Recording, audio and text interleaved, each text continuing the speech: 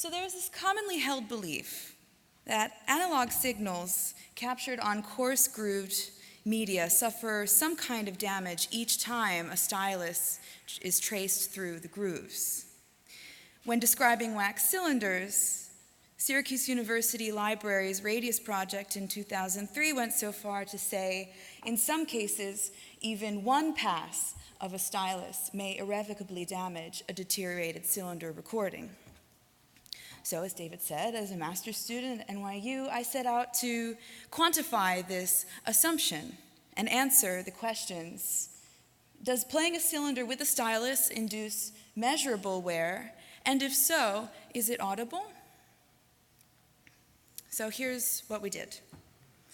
We recorded test cylinders, so using period cylinders and recording new audio signals onto them. We then made a bunch of tactile transfers so that we can then analyze and understand where the wear is occurring and how. So for the recording of these cylinders, it's important to note the difference between the carrier being over a century old and the audio recorded onto them being fresh. For this study, David donated 15 shaved-down period cylinders in the name of science. They were period brown wax cylinders that were moldy beyond playback. These cylinders are no less than 110 years old, but the study was designed to remove the variable of aged audio from the transfer process. So we made recordings of our test cylinders at the Thomas Edison National Historical Park in West Orange, New Jersey. Pictured here are some of my collaborators, Mike DeVecca at the phonograph and Adrian Tregoning, a fellow NYU colleague. Recordings took place on January 7th, 2014, which happens to be the 120th anniversary of the filming of Fred Ott's Sneeze, which is the first copyrighted motion picture in the United States. But anyway, back to our recording. So the setup was as so. A laptop played a suite of test signals through a Genelec 8030A near-field monitor. At the foot of the recording, we had a field recorder to capture the sound at the point of entry. The cylinders were recorded on a Triumph phonograph modified for studio recording, and we found the sound pressure level to be 90 decibels. We determined that it exceeded the point of visible distortion at that point. So here's what our recording session looked like. 3, 2.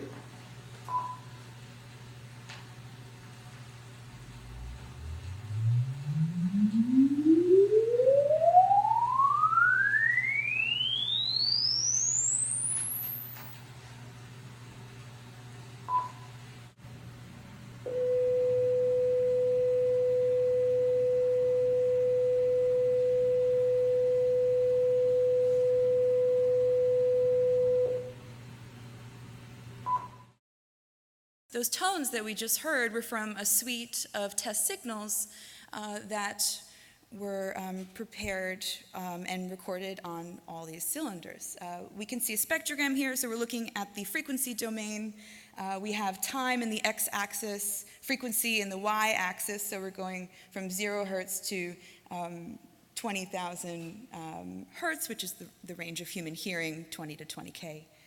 So the first test signal is a sine sweep from 20 hertz to 20 kilohertz.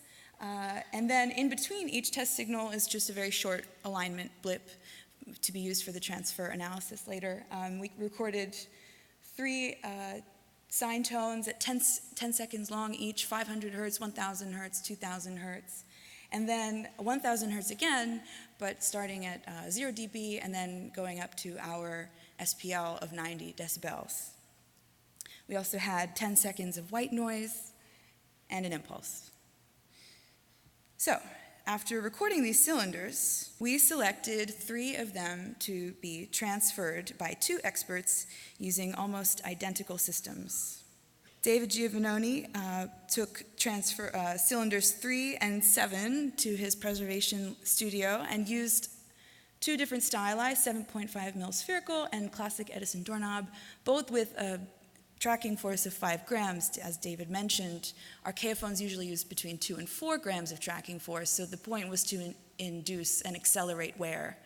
Jerry Fabris, another collaborator from Thomas Edison National Historical Park, held on to cylinder number 7 and performed the transfers on site using the same stylus as David used, 7.5 mil spherical, but a more realistic tracking force of 4 grams. Both were done on the Archaeophone. So here's how we set up our transfers. We can see that we did 31 transfers, but going from 0 to 30. For all of these 3 cylinders, we transferred it 31 times. Our very first transfers are baseline, or 0. For playback detection, it is usually impossible to know signal integrity at the time of the original recording, so there is a missing baseline against which to compare the subsequent quality of the recording. We then transferred each cylinder 10 times to see if simply transferring the cylinder would wear it out. We then played the cylinder 10 times on period equipment because no cylinder arrives to us unplayed. That's unrealistic to get a pristine cylinder. If we do, we'll send it immediately to Irene, I promise. So we wanted to induce period wear and make these cylinders more realistic. So after these 10 transfers, we get to series 3. And by this time, we're using a cylinder as it would have arrived to us today. Test cylinder number 7. And here's our Rebecca transfer Feynberg process. At Edison's laboratory, January 7th, 2014.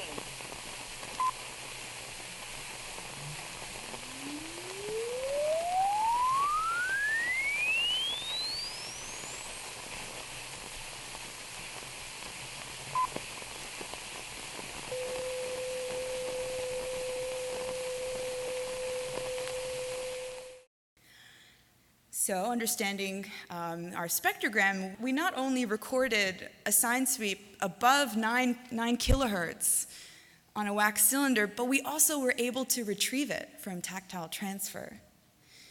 But that was a virgin cylinder that's never been played, totally unrealistic. So we had to induce period wear, right, that second series. And here are the machines that David and Jerry used. A 12-gram Edison automatic reproducer on the Edison Triumph for David's cylinders, and a heavier 26-gram Edison Model C on the Edison Standard for Jerry's cylinder. Test cylinder number 7, Rebecca Feynberg, at Edison's laboratory, January 7th, 2014.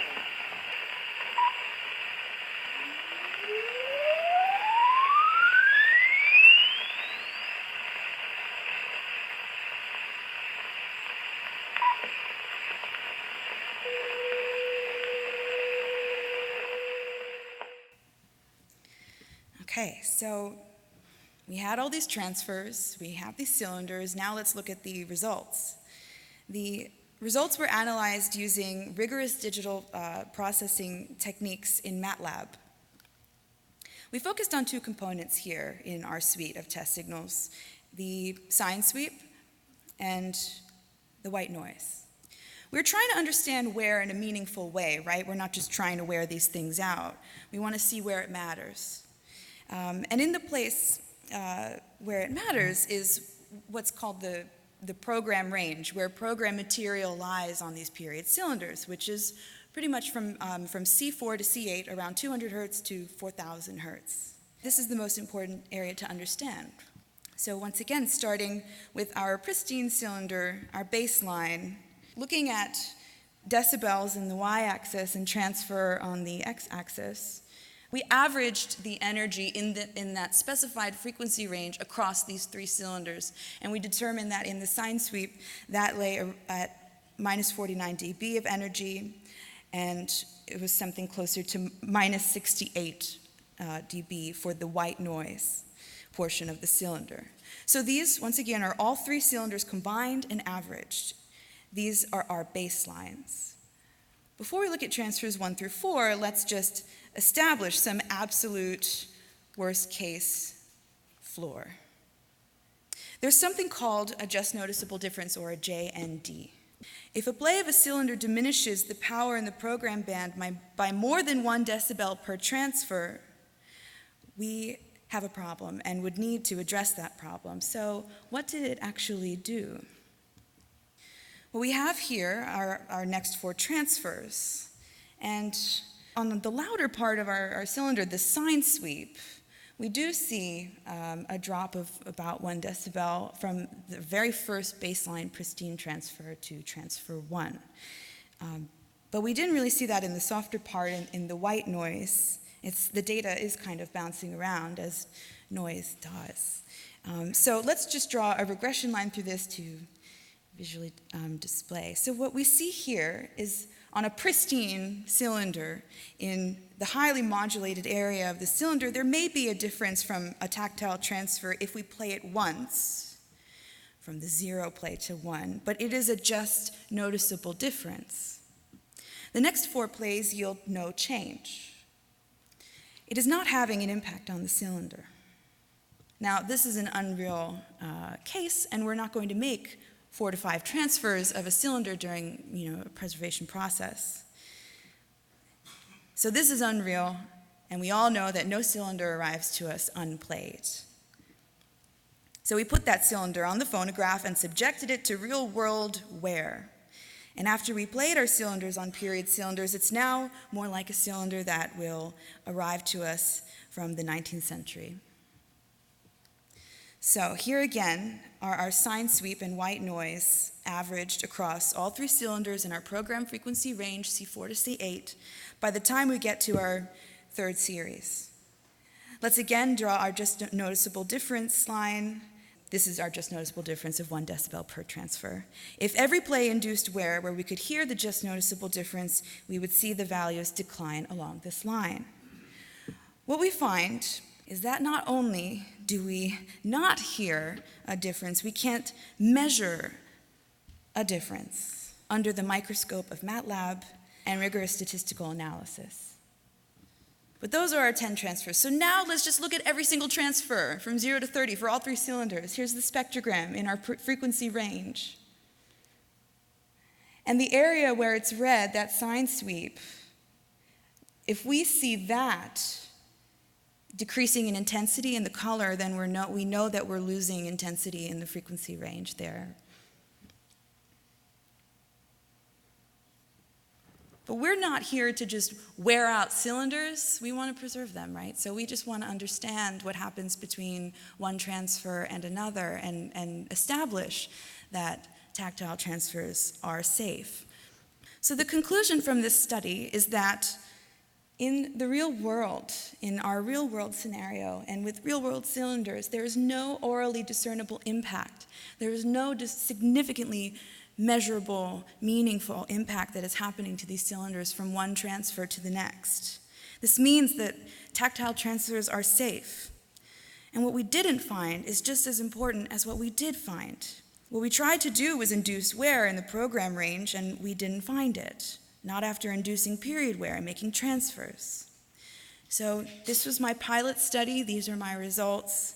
And I welcome suggestions and refinements to provide more valuable design to this kind of study and to more studies like this. The study is relevant because all experimental parameters are tightly controlled. The concern is that we are compromising the programmatic material when in actuality it doesn't happen. Tactile is not detrimental. It's safe to play your cylinders. Thank you.